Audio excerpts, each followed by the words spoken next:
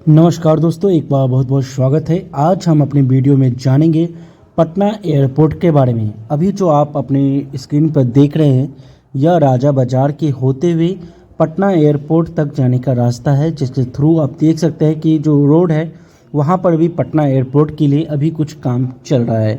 तो आज के हम वीडियो में आपको दिखाएंगे पटना एयरपोर्ट पर क्या कुछ हुआ है। बता दें कि पटना एयरपोर्ट को विस्तारीकरण को 2015 में विस्तारीकरण का घोषणा हुआ था। 2018 में पटना एयरपोर्ट का विस्तारीकरण शुरू हुआ। 1216 करोड़ की लागत से निर्माण कार्य शुरू हुआ। बाद में इसकी लागत बढ़ाकर 1400 करोड़ रुपए कर दी गई। वहीं आपको बता दें 2022 तक नया टर्मिनल बनकर तैयार होना था, लेकिन कोरोना के कारण काम रुक गया था। वहीं अभी बता दें अभी 5 पार्किंग, बाद में से 11 हो जाएगा। आप ठीक स्क्रीन पर देख सकते हैं कि जो मेरे मोबाइल से जो शूट किया गया है वो आपके ठीक सामने पटना एयरपोर्ट का जो बिल्डिंग नया बन रहा है उसकी एक ग्राउंड रिपोर्टिंग है कि किस तरीके से अंदर क्या कुछ काम चल रहा है। आपको बता दें और भी कई सारी सुविधाएं हैं जो इसमें ऐड किया जाएगा।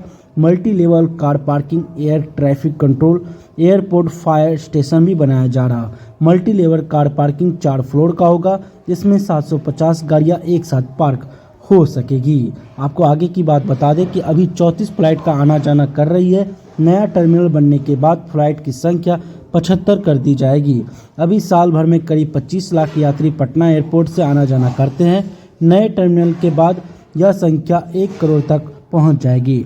आप देख सकते हैं कि सड़कों पर भी किस तरीके से काम चल रहा है ताकि चौड़ीकरण किया जा सके और भी अच्छे ढंग से इसे बनाया जा सके। आपको बता दें पटना एयरपोर्ट में दोनों तरफ घनी आबादी है। चिड़ियाघर से लेकर रेलवे ट्रैक, निजी जमीनें भी है, इसलिए रनवे की लंबाई बढ़ाना संभव नहीं है। इसी कारण सरकार बिहटा में नया एयरपोर्ट बना रही है।